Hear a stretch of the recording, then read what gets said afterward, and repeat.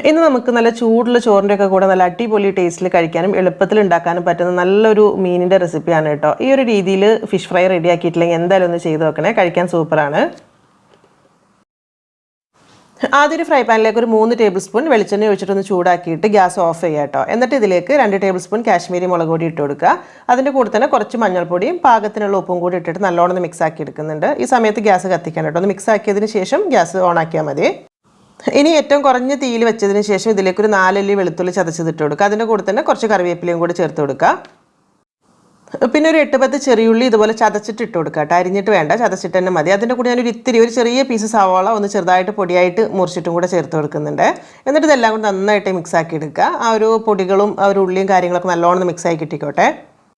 ഉള്ളിയൊക്കെ ചേർത്തിട്ട് ചെറുതായിട്ട് അങ്ങ് വഴറ്റിയെടുത്താൽ മതി. അത്യാവശ്യം ഒന്ന് ചൂടായി തുടങ്ങുന്ന സമയത്തിന് ഇതിലേക്ക് കുറച്ച് പുളിവെള്ളം ചേർത്ത് കൊടുക്കണേ. ഞാനിപ്പോൾ ഒരു അരക്കപ്പ് അളവിലാണ് ഇവിടെ എടുത്തിട്ടുള്ളത്. ഒരു ചെറിയ നാരങ്ങ വലുപ്പത്തിൽ പുളി എടുത്തിട്ട് നല്ലോണം പിഴിഞ്ഞെടുത്തിട്ടുള്ള ജ്യൂസാണ്.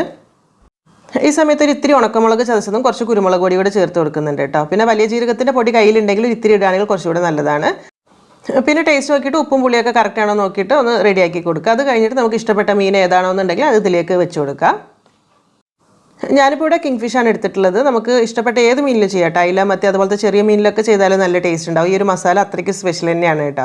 അപ്പോൾ ഇത് വലിയ കുറച്ച് മീനായതുകൊണ്ട് തന്നെ ആദ്യത്തെ ഒരു 2-3 മിനിറ്റ് മാത്രം ഒന്ന് അടച്ച് വെച്ച് കൊടുക്കുന്നുണ്ട്. ഫുൾ ടൈം അടച്ച് വെക്കേണ്ട ആവശ്യമില്ല. അത് കഴിഞ്ഞിട്ട് തുറന്ന് വെച്ചിട്ട് പിന്നെ അങ്ങ് വേവിച്ച് വറ്റിച്ചെടുത്താൽ മതി. എന്നിട്ട് ചെറിയ തീയിൽ വെച്ചിട്ട് തിരിച്ചും മറിച്ചും ഒന്നങ്ങ് റെഡിയാക്കി എടുത്താൽ മതി കേട്ടോ. തീ കൂട്ടി വെച്ച് കഴിഞ്ഞാൽ ആ മസാല ഒക്കെ പെട്ടെന്ന് അങ്ങ് കരിഞ്ഞു പോകും. നമ്മൾ വിചാരിച്ച ഒരു ടേസ്റ്റിലേക്ക് കിട്ടില്ല. അത്യാവശ്യം ഒരു ഗ്രേവി ഒന്ന് ചെറിയ തീയിൽ വറ്റി ഇതിൽ മീനിലേക്ക് പിടിച്ച് കിട്ടണം.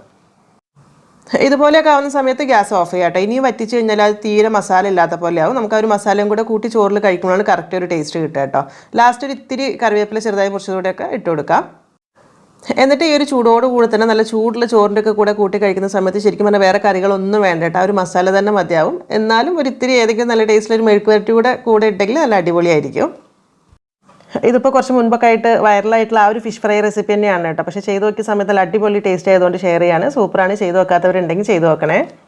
പിന്നെ അതുപോലെ തന്നെ ഈ ഒരു മീൻ ഫ്രൈ ചെയ്തിട്ടുള്ള ഒരു ചട്ടിയിലേക്ക് കുറച്ച് മസാല ബാക്കിയുണ്ടെങ്കിൽ ഒരു ഇത്തിരി നല്ല ചൂടുള്ള ചോറിട്ടിട്ട് അതും മിക്സ് ആക്കിയിട്ട് അതിൽ തന്നെ കഴിക്കുകയാണെങ്കിൽ കുറച്ചുകൂടി അടിപൊളിയാണ് കേട്ടോ. അപ്പോൾ ഏത് രീതിയിൽ വേണമെങ്കിലും ചെയ്ത് നോക്കാം. വീഡിയോ ഇഷ്ടമായിട്ടുണ്ടെങ്കിൽ ഒന്ന് ലൈക്ക് ചെയ്യാനും ഷെയർ ചെയ്ത് സപ്പോർട്ട് ചെയ്യാനും കൂടെ മറക്കരുതേ.